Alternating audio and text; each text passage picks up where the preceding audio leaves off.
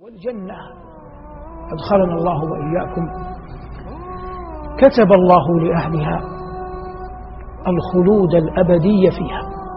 وقد مر معنا مرارا، وهذا من حسن القول الذي يكرر: إن من أهل الجنة لمن ينظر إلى وجه الله بكرة وعشية.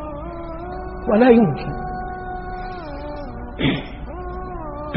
أن تكون هناك عطية أرفع من أن يصل العبد بإيمانه وأعماله التي هي من رحمة الله إلى مقام يخلد فيه في الجنة ويمتع برؤية وجه الله بكرة وعشية.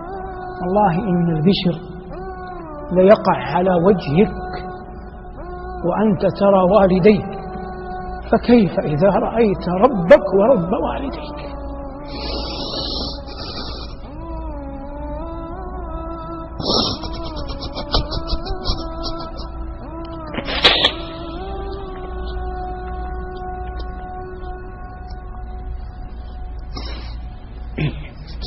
كلما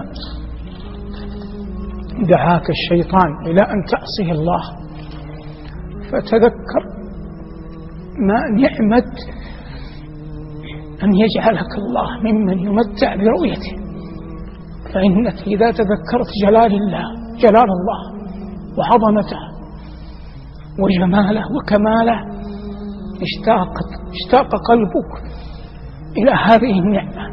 وهذا والله أعظم، إذا وقر في القلب أعظم ما يحجب بالعبد عن المعاصي. قال الله عن أهل معصيته يبين مكانه لهم، قال: كلا إنهم عن ربهم يومئذ لمحجوبون، يمنعون يحجبون من رؤية وجه الله.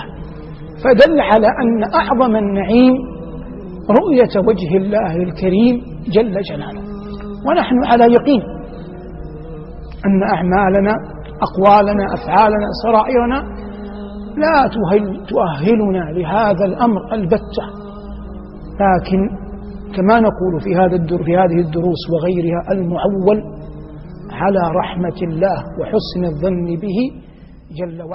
إن الدين عند